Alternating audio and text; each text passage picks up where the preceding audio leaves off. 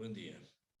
Vamos a retomar los conceptos que encontrábamos que eran cruciales, junto con el concepto de dialéctica o el de ECRO, el esquema conceptual referencial, también el concepto de paradigma. Dijimos que había conceptos que significaban una especie de clave para interpretar el cambio cultural.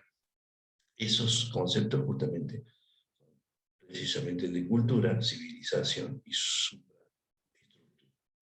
y sería la síntesis de aquellos dos primeros, ¿no? Vamos a encontrar ahora en la filmina, en esta filmina que les voy a mostrar, las características y el semblante propio de esos tres conceptos, ¿no?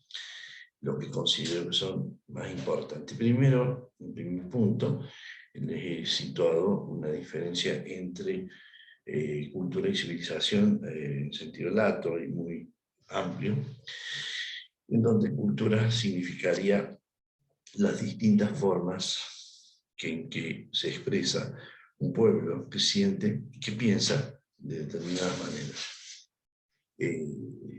Una forma más viva dentro del desarrollo espiritual del pueblo. Y que termina cristalizándose en un modo ya definitivo, casi pétreo, o si se quiere hasta esclerosado, en donde ya no hay actividad, no está la misma actividad constructiva y de elaboración, que sería la civilización. La civilización aparecería entonces como una especie de forma cristalizada de esa fuerza orgánica, vital, que representa la cultura. El segundo punto, les he marcado que el proceso civilizatorio es el resultado de la represión de nuestros instintos. Cuando nos preguntamos cómo ocurre la cultura, entonces necesariamente tenemos que afinar nuestras ideas en un marco teórico mucho más amplio. Sería, en este caso, yo he optado por el de la psicología social, pero acá puntualmente por los conceptos que emergen de la obra de Freud. El proceso civilizatorio nos dice que es resultado de represión de los instintos. Y lo explica más o menos del siguiente modo. Nuestros instintos, que en una de sus obras, que se denomina Más allá del principio del placer,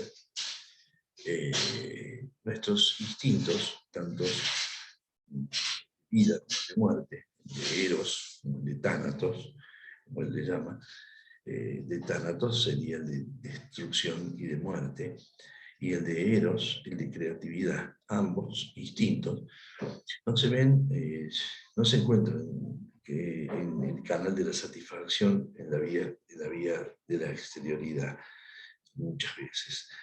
De algún modo, uno apela a una forma de sustitución de ese canal de satisfactorio. Y ese canal de satisfactorio pasa a ser precisamente lo que nosotros denominamos un canal de sublimación o mecanismo de sublimación. Ante la posible frustración del hombre, se ensaya necesariamente esta forma, que sería el modo de sublimación o de encuentro de otro objeto de deseo alternativo, ¿no? La sublimación entonces es un mecanismo propio de la cultura, según Freud, porque si de alguna forma decimos que los instintos no pueden ser, aquellos instintos que deben ser de algún modo recanalizados, particularmente los instintos destructivos como el tánatos, el de la muerte, el de la compulsión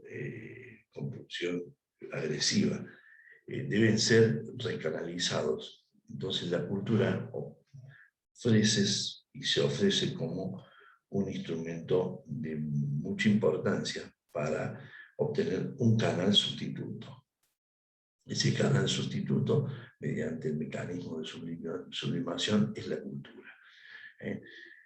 Lo vemos cotidianamente cuando canalizamos nuestros deseos no realizables a través del arte, a través de la ciencia y a través de la construcción de otro objeto de deseo alternativo. Es decir, la civilización no represiva es utópica, diría Freud. Y en realidad la civilización como resultado final del proceso cultural tiende a hacer eso, ¿no? Una alternativa. El pasaje del principio del placer al principio de realidad transforma al hombre en un ego organizado y fundamenta un sistema determinado de valores por el mecanismo de la sublimación. Es decir, la sublimación es la que genera nuevos valores alternativos, como les decía recién, ¿no? La sublimación es la que les da posibilidades de encontrar otro canal y otro objeto de deseo que, si bien no es el renunciamiento total del objeto primitivo, pero sí, al ser un sustituto, de algún modo permite esa recanalización en la acción humana. Y eso es lo que permite también, a su vez, el desarrollo de la cultura. En la dinámica de la historia, el principio de realidad encarnado en el padre como arquetipo de autoridad describe el primer momento del proceso dialéctico que luego marca la historia de la civilización. Esto da cuenta de cómo es ese proceso dialéctico, en donde desde la horda primaria, con la imagen del tutelar de un padre y de la autoridad, del discurso, digamos, de la autoridad misma del padre, se impone creando determinadas prohibiciones y permitidos. Esas prohibiciones y esas acciones permitidas pasan a ser la ley interna de esa agrupación social, ¿no? Entonces decimos que esa dinámica, en la dinámica de la historia, este principio de realidad, que es el padre, que es la autoridad, también por otra parte se insinúa como la culpa, porque quien no cumple con el padre siente la culpa. Bueno, ese mecanismo instalado desde el mandato del padre se traslada después en formas sociales más complejas, como el mandato de la ley, como la ley moral, como la ley científica, la verdad, y que en definitiva termina siendo para nosotros prácticamente la estructura primaria de nuestra existencia, la que otorga sentido. Ya se insinúa la presencia de una supraestructura ideológica e idéntica o ideal que marca el sentido y el significado de nuestros actos. Nosotros decimos que este proceso dialéctico se da en distintas etapas, como la esclavitud, la rebelión y la dominación reforzada. Y bueno, en el caso del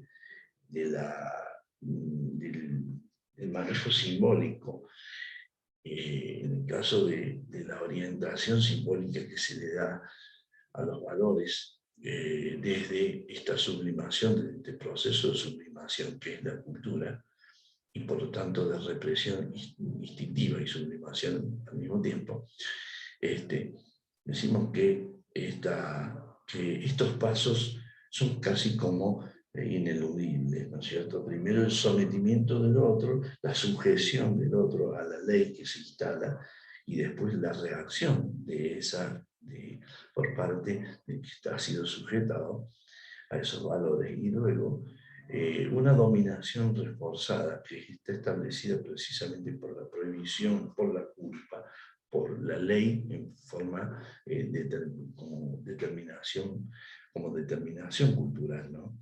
Es decir, la cultura se expresa en preceptos, en mandatos, en mandatos ineludibles, como los mandatos del padre de la primera horda, los mandatos de la ley en la sociedad más civilizada, ya más construida desde la firmeza de la ley civil, ¿no? O de la ley religiosa.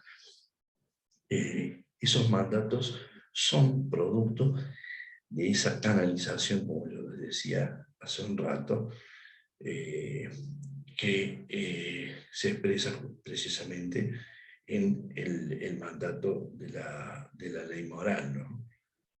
Y todas ellas, tanto en el derecho como en la ley moral, como en la religión, de alguna forma están queriéndonos decir que la moralidad y la política y el derecho, de alguna forma se insinúan como eso, como una ley no escrita, una ley vivida desde la construcción propia de la cultura. El principio de la realidad se expresa finalmente en un sistema de instituciones o superestructuras que representan el proceso todo el proceso de sublimación de la cultura. Así, si habíamos dicho en principio que el hombre se convierte en un ego organizado, se transforma en ese ego organizado porque todo su placer o el principio mismo del placer, la tendencia del placer, se cambia su orientación y se establece como un principio de realidad, o respondiendo al principio de realidad, que es el principio que se impone, que es el principio impuesto. Entonces decimos que los valores se van formando desde allí, desde ese ego organizado. Ahora, la superestructura es un concepto importantísimo porque es el que nos marca la destinación propia de las acciones particulares, individuales nuestras, dentro de un contexto que es el contexto de lo permitido, como decía, o de lo socialmente válido, o lo que reemplaza el universo de lo individual, de lo particular, de distinto, por lo permisivo, lo establecido, lo prohibido y lo permitido, es decir, la ley, el fondo mismo del marco de lo que se entiende como la ley como expresión de la cultura y como ley, como expresión también de la civilización. Se entiende que es válida nuestra primera distinción entre cultura y civilización como dos momentos dentro del proceso de creatividad y de aquello que nosotros llamamos en un momento la imagen del mundo, la conformación de la imagen del mundo, o de la Weltanschauung, ¿no es cierto?, la impresión del mundo que sostenemos desde nuestros sistemas de creencias y desde nuestros sistemas de pensamiento.